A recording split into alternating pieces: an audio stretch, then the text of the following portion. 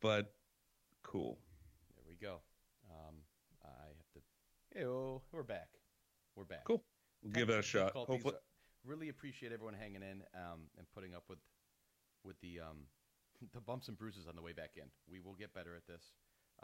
My office right now is this makeshift pile of boxes, and so I scrambled to hook up the microphone. But it's a big day, and Joe, how big of a day was it? I mean, taking last year off, no album, no tour, no real tour.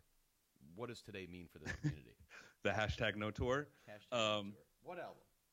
I mean, to think that a year ago we were wondering even if they would be touring in 2018, I think today is a really exciting day. And not only do we know they're touring, the full band is touring, not just Dave and Tim or Dave and Friends, the full band. We also get some official confirmed news about the album that is coming in the summer, which we kind of had from Dave in an interview saying was going to happen, but we had nothing official. Now we have an email to hold up in the air and say, you guys promised an album. So we are anxious because it is going to be 6 years since our last album. Can you believe 6 years? By far the longest layoff. Yeah. Gosh. There was a time when they were doing one a year. I think was there one where there 2 years and a year 2 releases came out? I mean, it's back in the beginning. I mean, Wasn't it like every day was 01 and Bus's stuff was 02? Yeah. There was less than a 12-month period, and I think in the very beginning days too. I wish I knew all the album release dates off by heart, but clearly nothing 6 years. So, I mean, it's something to be excited about. And let's keep the downers out of it. I think there's a lot of things that we could say that about the album at this point that could take the buzz off of things, kill the honeymoon phase here. But I'm gonna run the honeymoon phase, and in my mind, the best album the band has ever done is about to come out this summer. That's the right idea. And you know what? I got to be honest with you, Joe. You could potentially make the argument of me being a little bit of a wet blanket at times, or looking at the unbright side of things. But who, Matt? Me? Matt? Who? No. I'm talking about a different Matt. What? I don't want to bring it out, but I'm having a tough time reaching in and being pessimistic about this. What's there to be pessimistic about? I mean, we know they've been writing. They have a lot of new songs. They've been writing. They've been working. They've had time off, which we've never seen the band in this element, where they've had a year, and who knows, has Dave been itching to get back out there? Has the creativity been bubbling over? We don't know. I think that's a positive. If nothing else, it's going to be different. You're going to catch the band coming off of something that they've never done in their 25 years. That's exciting. There's an opportunity here. Yeah, I would say if this was the normal repetitive kind of tour, 2 years album, tour, 2 years album, I think we can make some inferences that we know that, hey, usually some of these songs that they're going to play are going to be on the album, or there's some correlation to the type of music they're playing.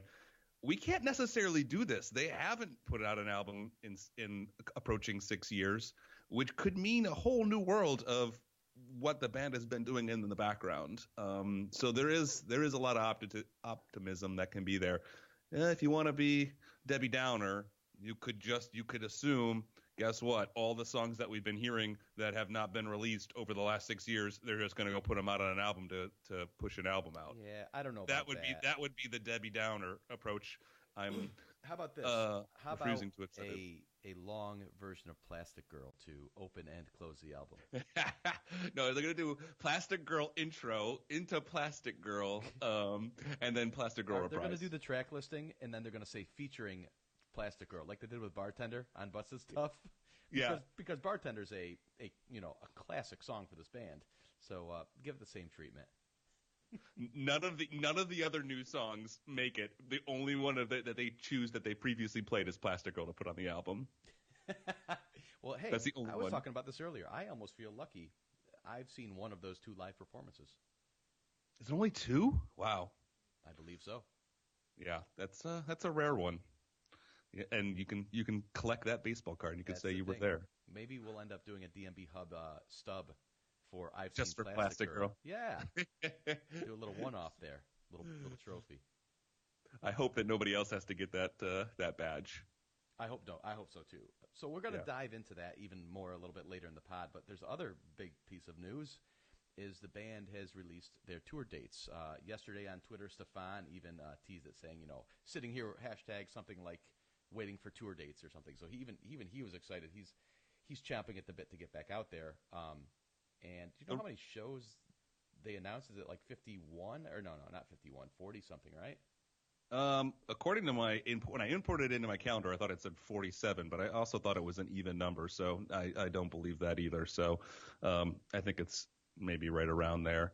Yeah, I mean, there were rumors. The DMB community has its ear to the ground, and stuff was slipping out, and we did a news article sharing some of those rumors with you guys, and we also heard a pretty good rumor that they were going to be released today, and I'm very happy to hear it is, because now we can all unblock our entire summer calendar and marked busy, and can now figure out those specific dates that we're going to go see DMB and try to go on with the rest of our summer scheduling finally.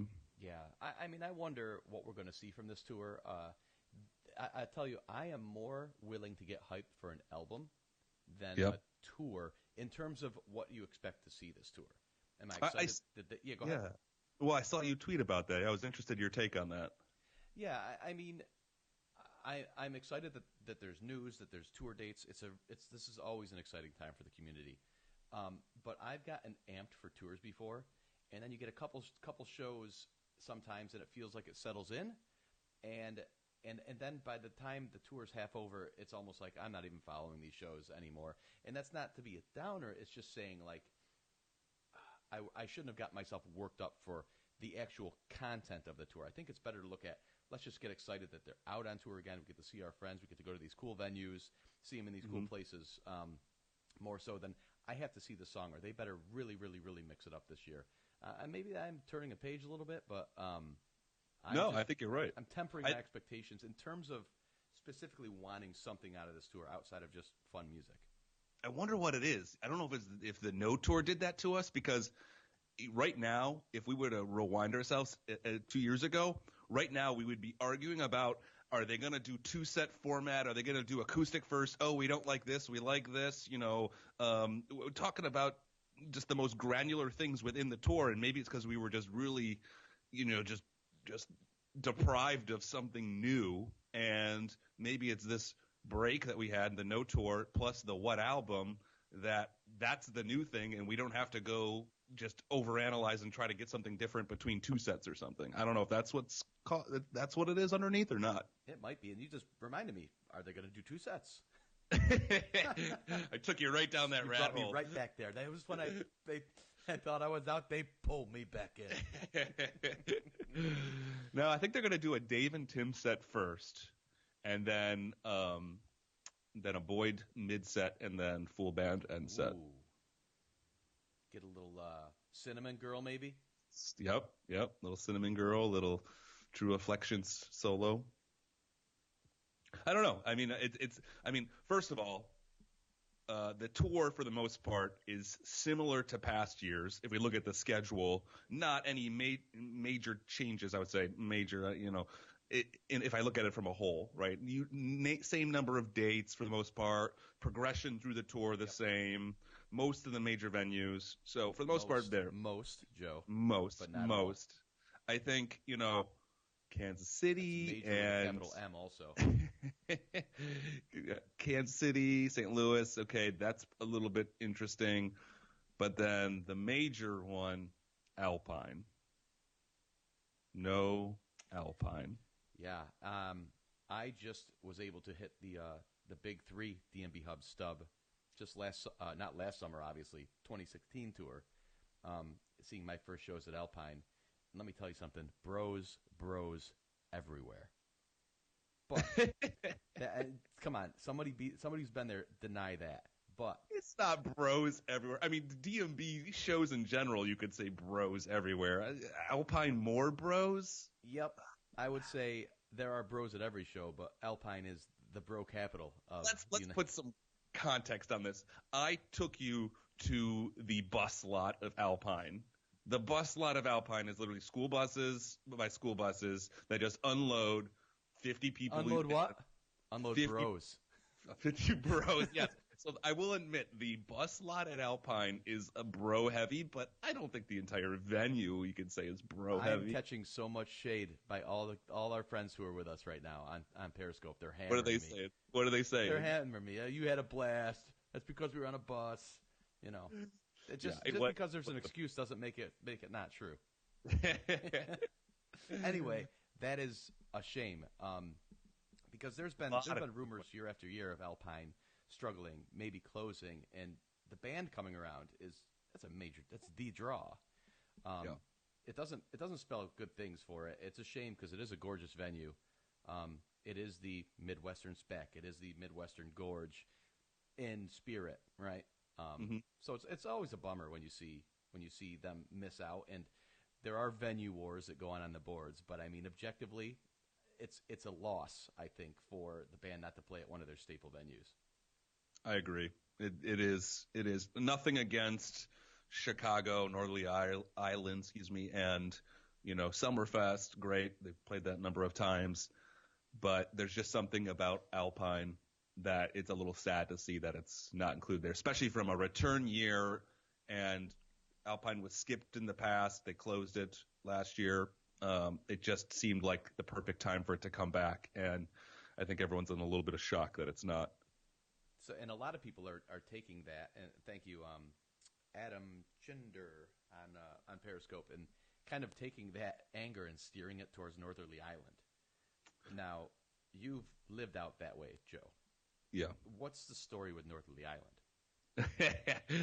It doesn't need anything more against it. I mean, it's not terrible, but the fact that it's now like kind of stepped in the place of Alpine, it just layers on. I mean, unfortunately, it's a super flat venue. It's the most flat venue I've ever seen. It's literally like parking lot flat. I have no idea how the back lawn sees. I've never actually walked back there. I think there's just a screen back there, and that's all you can see. It's right on the lake. It's super windy, so wind does affect sound, which is which kind of is unfortunate. Anybody who's heard a gorge recording can attest to that. Very good point. Yeah, very good point. So, and it's a little bit. It's downtown. It's right downtown. And you think, oh, that's so convenient. Unfortunately, it's like there's no parking lot by it. You have to walk. It seems like forever to get there. So it's not ideal. Like when you picture Alpine and just there's nowhere to tailgate really at Northerly Island either. I mean, maybe there's some spots you can go over to Soldier Field or something. It's just not ideal. Alpine is kind of the best, even though it's outside the city. It's just your typical summer venue. So a couple people are just saying that it is a cash grab, Northerly Island.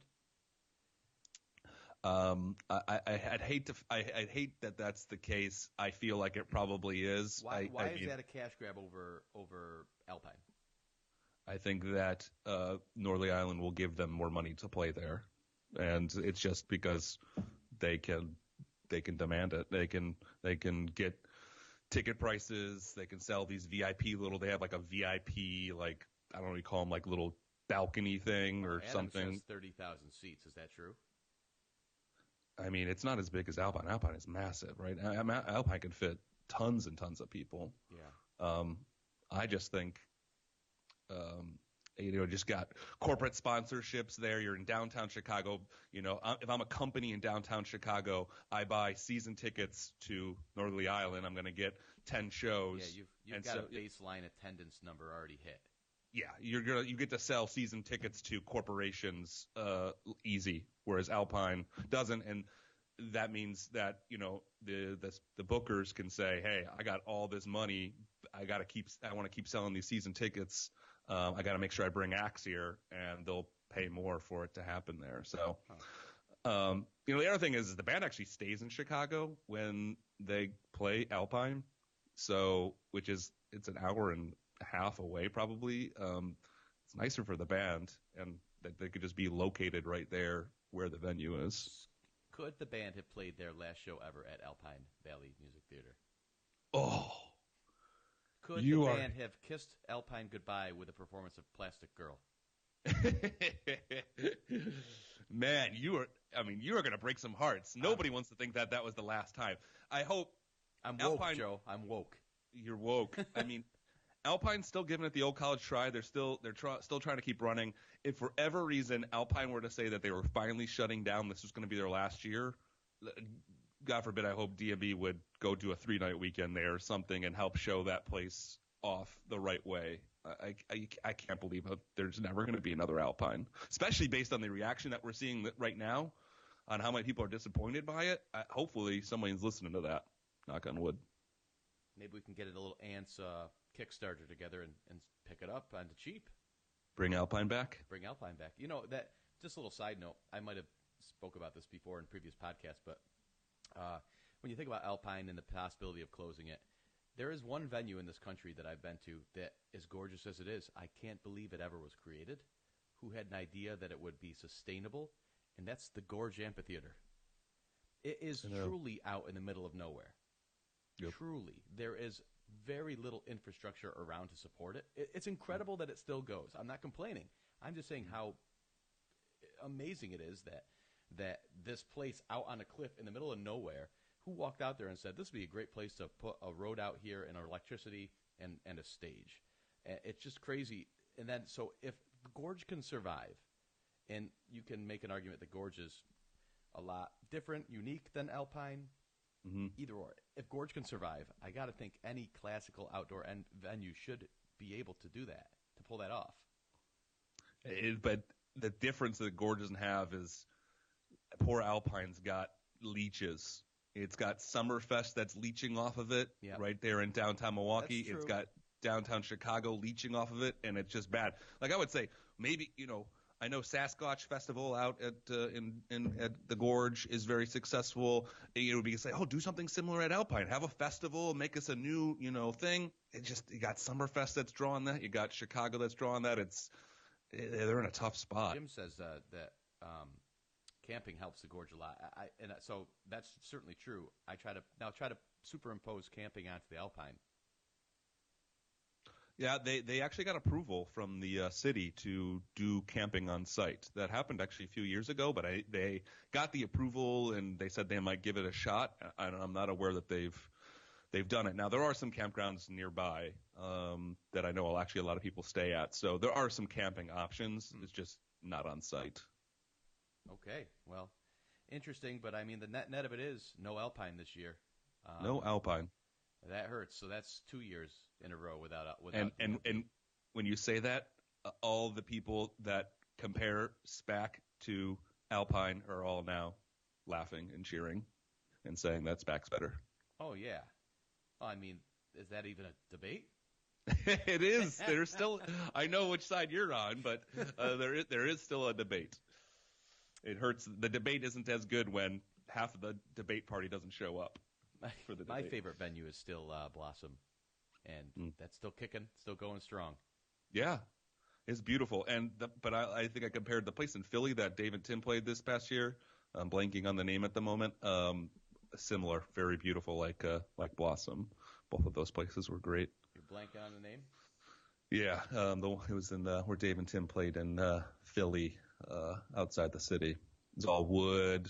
It actually had 2 tiers. It was actually pretty cool. Burgettstown, is it? No, that's the one that's in Pittsburgh. Oh, okay. And they are playing there this year. Well, I guess we'll see. I mean, speaking of the Mann Center, thank you for C Flood on the thing. Thank you. I couldn't remember the Mann Center. Well, speaking of the potential, for the economical angle in deciding with these venues, some reserve ticket pricing has gone sky high this year. Now, would you say that some of these increases would be normal had they not skipped a year? Is this really 2 years worth of jumps in here, and it just happens over the course of one tour season, so it's that much more sticker shock, or what? I didn't think about that. I guess you're right. I just thought about it right now. Well, very good on the spot. I hadn't thought about that. I mean, what was the normal ticket price? I think it ranged between $85 and $95, I think, depending on the venue. So what, last year? But they didn't really increase it for Dave and Tim, but maybe they said, it's only Dave and Tim, we won't increase it. It's significant. I mean, what we're seeing, it varies by venue. Some venues are still $95, it looks like. Some are as high as $150.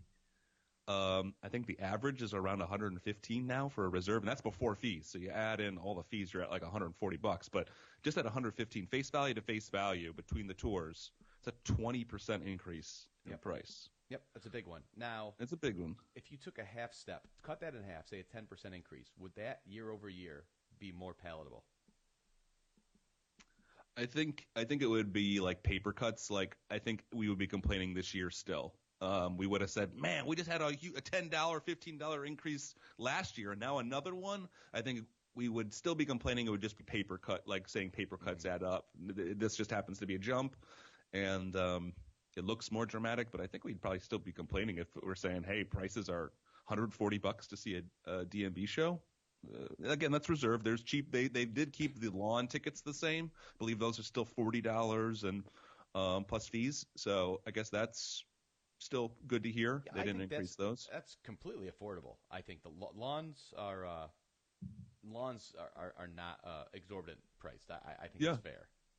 I tracked selling out of the pavilions. I think on the 2016 tour and past tours, but I think 2016, and they don't always sell out the pavilion, and so it's interesting that they're increasing the prices. That's where I was going to go.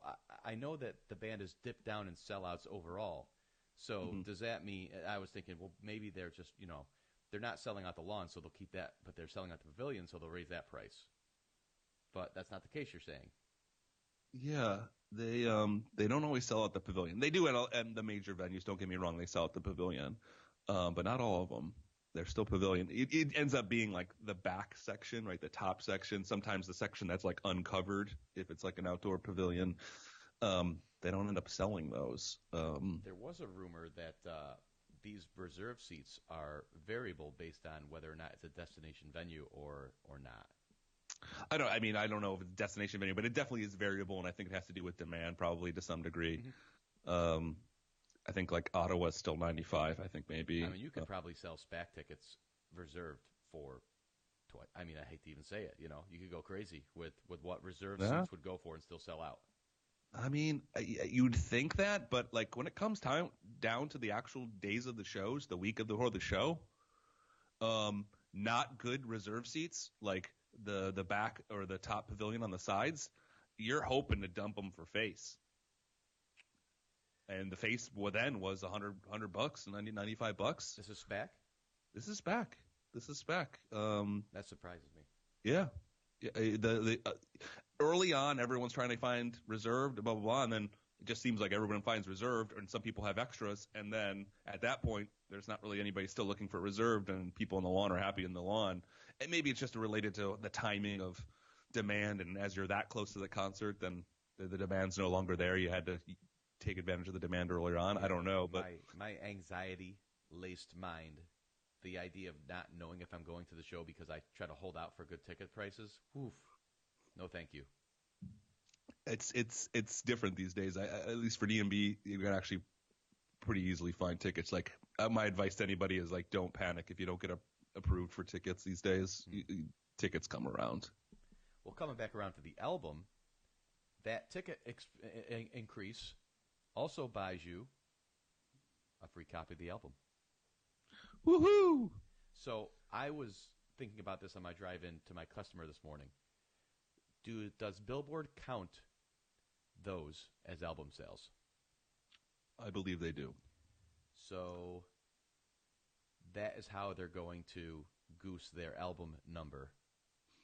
And which I don't think they need to do, but it unfortunately, like all bands are doing this now. DMB is not the first to do this. In case anybody wondered, other bands do this. Okay. I went to a freaking Chainsmokers concert, and I got a Chainsmoker CD. I think I threw it away. I didn't even do anything with it. It just like the bands are doing that now. And are these bands like hitting number one? I mean, okay, do the math on how many shows. You've got, I don't know, 20,000 tickets a venue, and you're 20 dates in to your tour when the album drops. That's 400,000 albums. Yeah. Those are the numbers that come out, huh? Yeah, it is. Yeah, and I mean, the it's not even just physical albums these days. The Billboard album sales is actually a matrix of digital and right. physical these days. But yeah, those count out the door. Well, not to say anything nefarious is going on. It's just it's certainly going to help them maintain that streak of consecutive #1 albums at release. Yeah, it helps their streak. By the way, I've been tracking this. They're falling behind on the streak. They're getting passed very quickly by some other artists, but would like to keep that streak going. That's for sure. That'd be nice to keep saying. Who are those artists? You got what? Taylor Swift? Taylor Swift. I don't think so. I didn't track Taylor Swift, or it didn't come up in my research at least. So I don't know specifically about. Let me just pull up my notes on it real quick. But where? Be honest. Where is that file stored? In my email. I just emailed to yourself, or you just. So here's what I know it as is. Eminem is at 8 albums, and Jay-Z is actually at 11 albums. If you only count his solo albums. Billboard's being a little finicky about this. He did sometimes they re-release an album, or he does like a collaborative album with like Kanye or something, and they count that in his stream. If you only say Jay-Z solo albums, 11 #1s. Eminem, 8 #1s. What's consecutive. The band at? The band is at I forget, 6 or 5. I thought it was more than that. I mean, they got more than that. They have the big 3. They have Everyday. They have Busted Stuff. Mm-hmm. They have Stand Up. Yep. That's 6. They have Big Whiskey. That's 7. They have Away from the World. That's 8. It's 6 for some reason, so I don't know, where we're off. But did Under the Table and Crash not debut at #1 there? So BTCS was the first one to debut. Yeah. Yep. So they're at 6. And like I said, my notes is Kanye's at 6, Eminem's at 8, and Jay-Z's at 11. And I just remember when we had that record, when we tied or passed to Metallica. Yep. That went away quick. Yep. And like I said, this is studio albums. You can't count live albums. Some of these bands have had live albums. We've had live albums. Those don't count. But, yeah. I don't know if they just didn't – again, some of these, like Jay-Z, maybe even Eminem, have had, like, collaborative albums. And I don't know exactly how Billboard is going to classify if those count or those don't count. So, regardless, I hope that we still debut at #1. And we'll probably, hopefully, get a Billboard article that will clear this up for us. I'll be holding my breath. So, Joe, have you quit your job yet and prepared for the summer tour dates? Because I know that talk about just call your secretary. No secretary needed. And what are the dates? Because Joe will be there and then some. How many realistically? I know you've counted already. How many do you think you're going to see this summer? I really haven't had a single chance to look. So okay, I'm I'll not make sure. it easier for you. How many are you not going to see? Let's go to the other side of that list. Here's what I'm thinking. All right, Gorge in, SPAC in, Deer Creek in. So what am I at right now? 5, 6, 7. I would assume Blossom in Pittsburgh. Darien Lake. Darien's tough. It's Darien's always a good show. I know. It's been a while since I've been there. I would like to get back. Milwaukee? Right. Probably both Chicago's and Milwaukee. So yeah, those. And then I like to hit the tour opener. So I go down to Texas. That would be the tentative plan. I haven't even had a chance to really look at it and with my schedule. Let me ask you something. Are you going to go to Veterans United Home Loans Amphitheater in Virginia Beach? Riverbend. Thank you, Adam. I forgot about Riverbend. I got to do Riverbend. I haven't made it there yet. And here's the deal: is I always like to go to a new venue that I haven't been to yet, and I'm not sure what that venue is this year yet. So I need to figure that out. Well, I am going to the game at the night before concert for Super Bowl. Oh, that's going to be great. So that's a new venue. Oh, but I do have breaking news. Even though the band will not be playing at Alpine this year, Joe M. will still be there. Let's do it. Your streak is still alive. They are playing the Blues Fest, the RBC Blues Fest in Ottawa this year, which apparently, thank you Nuzzy on Twitter, says it's like one of the biggest and best Canadian fests, and it is returning to Ottawa after a 16-year hiatus. Whoa. Yeah, which is crazy. I saw that it was the Blues Fest, but I didn't realize it was gone for 16 years. I don't know if it's. Yeah, I'm looking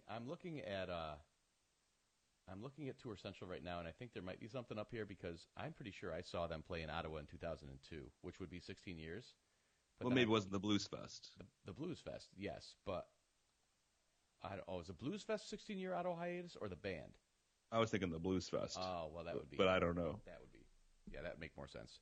Yeah, the last Ottawa show was 2002. That was when I was at. That was the 32-minute 41, which was incredible. Great experience. Yeah. With that was Bella Fleck. Yeah, and you know what? Technically, it was Kanata, Ontario. Oh. That's why. So even though it's we consider it Ottawa, it's technically it's like I'm up in north of Seattle, but people say I'm from Seattle. Right. Probably like that. Yep. But that'll be cool. Dipping their two toes shows, back into Canada. 2 shows in Canada, Toronto too, I think. Yeah, so back to back, the 10th and the 11th of July. Yeah. Happy for Canada to get at least something. Sometimes they get left out, so that's great. Apparently, Canada is now Ottawa. Who knows what they do up there in Canada? My goodness. Changing names. Okay. How are you not staying up on this? I don't know. I don't know how I ever became a Canadian citizen without knowing that. It's on the entrance exam. Anyway, if all you're on iPhone, grab the free DMB Hub app to follow along. You can add the shows that you're going to. We've got some really cool updates coming this year too that we can't talk about right now. But I can vouch that they're cool. They're significant. And if you like the app and you want to support us, go ahead and sign up for an Ants Plus subscription, either on the site or right there in the app. If you are a Plus member too, you get access to cool features. You get private forum to talk in. You also get to get sneak peeks of some of the app features. Actually, we've been doing some beta testing of the new app features with Plus members. Yeah, and get your questions answered here as well. So check that out. Check out the DMB Hub app if I can give us a shameless plug. Yeah, and the Plus helps support the community. The site keeps the site up, so it all goes towards that. So thank you guys that are Plus members. For sure. Joe, you want to take a quick break, and we'll come right back, and we will wrap things up talking about just the remaining topics that we got going on. We got a lot. Boy, it's kind of threw this podcast together quickly, but already we're 40 minutes in, so we're just going to take a quick breather. Joe's going to get some more bourbon, another rock, and we'll be right back. Sounds good. All right, cool. That was a good one. Hey, Periscopers, what are we forgetting to talk about? Yeah. Yell at us now versus yell at us after we publish the podcast. Mm-hmm. Free Dodo. Oh, and Joe, the Dave Matthews Band Twitter account liked that tweet. Which tweet? The one about that I put up the screenshot from DMB Hub for the show flow from the last night of Dave and Tim. Oh, interesting. Yep. So you know when who is did, the album you know who you know who did that. So thank you. Who did that? Yes, thank you. When is the album released? That is a good question. Yep. Will we see new songs in Minneapolis? I would say not bloody likely. Yep, I know. I did some review of that, looking at the past couple Super Bowl concerts that they've done, and they've been nothing surprising. Here's my guess. Who produced the new album? That's a good question. Unless they have a real well, you know what? I'll save it for the pod. Okay. I'll come back. Who produced the new album? That is a good question. That's a good one. All right, we're back, and in the interim, we were talking with our Periscope folks. Thank you guys for watching, and gals, about what things we're forgetting about here. So a couple of really good questions. Will we see any new songs played in Minneapolis? And we're kind of banding it about. I just want to get my opinion out there because I will forget about it if I let Joe go first. I think unless the band has a song that's the hook, that is going to be the centerpiece for the new album, they're going to lead with it and just kind of build up hype for the album with that song.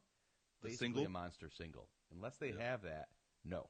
But if they do have a song that they've kind of coalesced around and said, this is going to be a song, if they've done that, then maybe we'll see it. I can agree with that. I mean, I don't think we're going to get any new songs. They haven't been in the business of at these Super Bowl shows. They've done 2 already now, at least. They haven't debuted anything or done any special surprises, so I would say no. Okay. How's this? Who's producing the new album? That is a good question. Why aren't we talking about that? The fact that it's not being mentioned, should we read into that? No. These guys have been so tight-lipped for a long time now. I would also say, if it was Lily White, they would say something, right? Maybe, maybe not. I will say this: the Away from the World Lily White production, I thought was really lightly handled. Yeah. So my bigger answer to that is, does it really matter anymore? It has an influence. It does. I mean, the producer has a big influence on the album. Oh, no question. But does the band have the tolerance for a heavy-handed producer? No, I don't think so. So and that's does what it makes matter? me think, Because they're not going to let them get. They're not going to let the producer push them around anyway. yeah, that's what makes me think the producer is what's his name that did Busted Stuff? Steve Harris.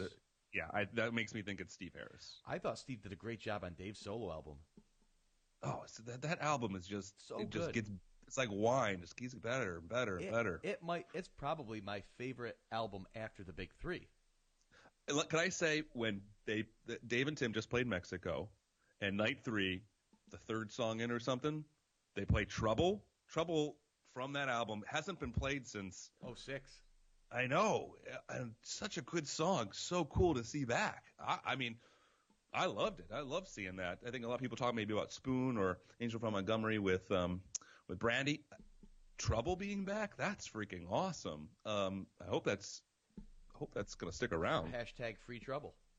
Free trouble. Free trouble. Get free trouble here. That was a really good show. Just looking at the set list. Yeah, night 3 made up for a lot. Here's the thing with those shows that's a little bit disappointing, and thanks to our friend Brad for pointing it out. They were only playing like 20 songs, 21 songs. And most Dave and Tim shows are in the 27, 28, 29 range. So it's really, that's a little sad, I guess. I wish we could get a lot more songs. That'd be my note on it. I guess but they definitely waited till night 3. That's where all the stops came out. Great set on night 3. 3-song encore. Trouble, Dreaming Tree, Brandy. Little Red Bird. I adore that song. And you got Pig. Yep. Like you said, Spoon with Brandy, which is always amazing. Double or a triple encore, right? Yep. So I had heard that when they signed up for Mexico, that it was actually originally a 2-year thing. I think it was only 2 years. And so this year, I think, was completing their 2-year kind of sign up to do it for 2 years in a row. So I wonder if they'll do it again, but I think that might be the end. We'll have to see.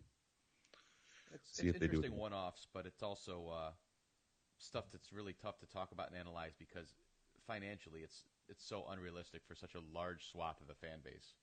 Yep. Myself included. I would love to be able to go, and I remember the tours from years, or the cruises from years past. Yep. Would have been cool, but just not within the realm of possibility. Yeah. But I'm glad that the people who did go, I hope they had a great time. It's certainly unique. It's a really cool experience, I'm sure. They do it up. I'm surprised every time I see like videos and stuff from each year. Everything is just catered to you. So I hadn't heard a lot of feedback from this year compared to last year. So here, if the attendance was good or if it was overcrowded or any other feedback, I haven't had a chance to hear much on it. But people seem to like it, so I guess maybe they'll keep doing it. Yeah, I think you take a weekend once a year, something like a Dave and Tim, where it's a little lower key, but still really enjoyable, and maybe go around to other places. It doesn't only need to be Mexico. It can be, the Caribbean islands or something like that. I mean, That's how you get repeat customers right there. Yeah, you bounce it around a little bit. Yeah, bounce it around. Yep, that'd be cool. Yeah. There was one more question on the album. Oh yeah. And thank you for all for providing these. And I'm sorry if we forget your names. But another one of the questions was: are we seeing stark new songs from now on, like new to us now? Are we going to see some of the new songs that we've seen over the past 2 years, and songs that have been brought back recently in the past 2 years, something like a Sugar Will? What do you think? Are you talking for tour? Or are you talking for album? Sorry, for the album. For the album? I don't know what to think. I could tell you what I want. You want all new? I want all new. Never. That they've done it though. They didn't bring back Sugar Will to play it live only. That's not. Yes, they did. That lines up with what I hope, but that's not a hopeful comment. I honestly believe that. You think Sugar Will's on the album? Yeah, I do. No. No way. Mark it down. Put it in that email note of yours. Save that for later. Just like how you claim to have sung my college fight song, which you never did, and you claim that you never called Spack Spock, and that's how you used to. Just everybody here, it's recorded. Everyone knows. Joe says no way on Sugar Will on the album. So when it comes out, it comes out. Well, I'm hopeful. I'm hopeful that it's all new songs and not Sugar Will. I love Sugar Will. Nothing against Sugar Will, but new songs, please. Do you feel that most any song the band plays ever that ends up being a decent song eventually should end up on an album, or are there songs that you're just completely fine never being put to track? Completely fine. Why? I mean, it goes back to the fact that I really enjoy studio albums. Yeah, you think you get some better sound quality, some better engineering, some better musicality of it, some structure. There's something about turning up music loud in a live show that you just can't get the pop because you've got the crowd noise in the background. But if they could edit, that's all something they can do in the mixing. If they mix it, they can mix whatever. Yeah, they could mix out the crowd 100%. It'd be a live performance. There's a lot of people like Ham Soulcomb who says that the live tracks are 1,000 times better than the albums, than the studio. It's a debate. It's different strokes. I love studio recordings. I really look forward to them. Yeah. Shotgun. I mean, I would assume I would put that greater than 50% if I had to. If it doesn't make the album, it might be one of those songs they never could just figure out how to get it exactly how they wanted it. Because that's what it sounds like to me anyway when they play it. The song sounds like it's about 75% of the way there. It always has to me. Yep. It sounds like it's got a cool feel to it, but it's two parts kind of stuck together, but not finished. I think other than Busted Stuff, I think the band has approached every album as an opportunity to redefine itself. And I think if using past music doesn't do that. I think the band looks at like, this is our new image, this is our new art, this is where we're going, and I think they enjoy that. And I think reusing old songs, that's for live releases. And yet, before these crowded streets had how many old songs on there? You got Rapunzel, Don't Drink the Water, Halloween. It's a different time. It's a different time, Matt. Better time, one could argue, but I digress. Different time. It was their greatest album, and I think that's about as. I mean, that's obviously a subjective statement, but you could argue that it's as close to objective as subjective gets. You think there's out of the unreleased material, studio unreleased material now, there is a BTCS album? Oh, that's mean. That's a tough question. Do I think it's out there? You know what's funny? I will say I can't answer that question because just the songs themselves aren't what makes BTCS BTCS. The production the jams between, the flow. Dave going with the kind of opera thing at the end of Halloween, like, that's not the song. Mm-hmm. That's what they did on that recording, and it's amazing. The beginning of The Stone, they don't do that live. That's not the song. That's what they did in that version of it. Mm-hmm. That album is the sum of its parts and then some. So, I mean, that's that. So to answer your question, maybe there are some very good songs that with some creative studio effort might be elevated. Okay, that's what I was going to say. You were saying take those songs, and then the creative studio effort is really the piece that you're saying. Which I don't think we've had. The end of Away from the World, the Drunken Soldier, which I think is contrived. The lyrics, don't get me. That song is. I'm gonna write an epic song. It just feels like that. So in terms of the chorus and whatnot, I mean, I like it, but it's not this epic song. I wish it was. But the end of it, that's one of the cooler studio things that they've done. That they've been. That confidence for them to put their feet up at the end of the album, just kind of drift away, that was a cool ending. They need more of that. I think if you look at all the what I would consider some of the best albums, they just had really good motivation, I feel like, for them. Hunger. They were just really motivated, really hungry, and that's the part that we don't have a view into right now, is where is the hunger could be at record highs or it could be at record lows. I don't know that we can tell right now. And I think that's the exciting part, is coming off a year off. They've never done it before. Right. So I think how they come out this year and how they sustain over, the dog days of summer, I think is going to tell us a lot about the future of this band. I think we're going to see what direction they want to head in as they enter the third decade of their existence, Yep. Or it would be entering the fourth decade. This is definitely, this is a chapter, or this is a beginning here of a new phase.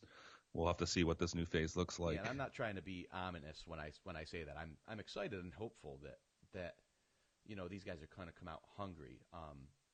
And I really don't care what any of them say publicly, because ultimately everything's PR nowadays. I just want to see it in the pudding. I'm excited. Yeah. It's going to be interesting to see how it plays out. We'll be working to get remaining questions. I know we're wondering, hey, when's the album going to come out? Who's producing the album? There's plenty of questions about that. We'll be working to get those details. We'll report them when we can find them. Yep. Keep an eye on the front page. Follow us on Twitter. Follow us on Facebook. Instagram's blowing up.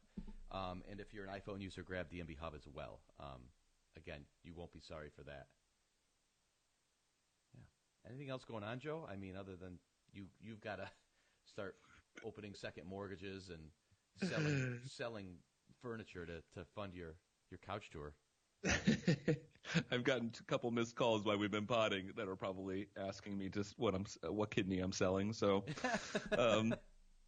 to fund all this, but I'm excited. Get your ticket requests in. We'll have to talk more about the tour as it gets closer and as we get more details. But yeah, not too much. I think we're hoping to see a nice new re-energizing of the community from DMB. I think we're going to feed off of them, so I'm excited about that. Yeah. And some more frequent podcasts too, of course, right? Of course. Yeah. There's do you want to tease your brainchild? Me? Yeah. What brainchild is that? Your NDMBC podcast. Oh, the fact that you're urging me to tease it means that you might be in. I figure you'll do it without me. Well, I want to talk about stuff other than just Dave Matthews Band, but stuff that kind of ties in. That's why anybody who knows me knows that DMB Hub is such a fantastic overlap of all my hobbies. I love Dave Matthews Band. I love server infrastructure and hosting, and I love programming. I love websites, and I love mobile phones and app development. All these things, the antsmarching.org lets me fold all of that. I love broadcasting, right? So Ants lets me fold all of that in and do podcasting and app development and server administration. Totally nerdy, Marissa. Yes, thank you. But I admit it. But, sometimes I want to stretch my wings a little bit more than just Dave Matthews Band topics. And so I want to do like a podcast where we just talk about tech and programming and maybe the new iPhone or whatever. And I'm trying to drag Joe M along with me, but it will also talk about what goes into building ants and some of the stuff on the back end too that we deal with that we wouldn't necessarily bore you people on an Ants Marching podcast about. So totally go ahead and petition. It's Joe at antsmarching.org. Hit him up. If you want, email me at Matt, and I'll give you a cell phone. You can text him directly. and just bug him and say, do it. And that way you might hear even more of us more frequently. But that's the goal there. What I would say is we get a lot. We thank you guys for all the love. Yeah. Where's the podcast? Why aren't you guys doing the Ants podcast? The fact of the matter is, we don't want to come on and talk about podcast about DMB, and there's not any DMB news to talk about. We're just talking about, hey, I heard DMB in the elevator the other day. Coincidence? Yeah, coincidence? Huh? So, we do the podcast when there's content, DMB content to pod about, but we appreciate all the love asking where the podcast is. So the idea is, hey, an NDMBC one, which is like a non-DMBC one, which is, hey, when there's little DMB stuff, we're going to talk about it, but maybe talk about some other stuff too. So people that want to only listen to DMB, tune into the DMB one. People that want, side talk, DMB, elevator talk, and plus other technology, maybe there'll be another podcast from time to time. But with that in mind, definitely go on iTunes and review us. Like our podcast, subscribe to it. You don't have to listen to it, just subscribe to it. And give us a 5-star review and get us up on the charts. We'd love to really ride this 2018 wave, the excitement of the band coming back, and we're pumped, and we want to do these for a good long time. So, again, like Joe said, thank you so much for asking for the podcast. We hear that, we see it, and it makes us feel good every time we see that, and we're excited to hopefully bring you guys entertaining stuff and maybe a little bit of different insight on what's going on with the band. Yes. Yeah. Well, then after that, thank you so much for listening, everyone. It's really good to be back. 2018 is going to be a killer year. I'm pumped. Joe is pumped. Woohoo! Joe is... No, I will not lend you... Joe, stop texting me. If you want to go to the show, you pay for it yourself. All right? Oh, come on. I'm telling you this. Thanks again for listening, everybody. We will catch you next time. All right. That was fun. Cool. Yeah. Hey, Periscopers, thank you so much. Sorry for... The volume, it's a thing. Some people hear me just fine. Some people it's low. I don't know why, but it's this kind of kludgy hacked microphone splitter thing I got going on so we can record and broadcast a Periscope at the same time. It's really weird, but we try to get these things out here too, so you guys can participate, and we really love seeing the live questions and the commenting. Yeah. I'm going to sign off. Joe, you got anything else to say? No, thank you, Periscopers. Thank you guys for the questions. Hope to get back to you guys here soon and give you a little advance notice next time. But thank you for everyone that jumped on last minute. Yeah, thanks all. Have a good one. See ya.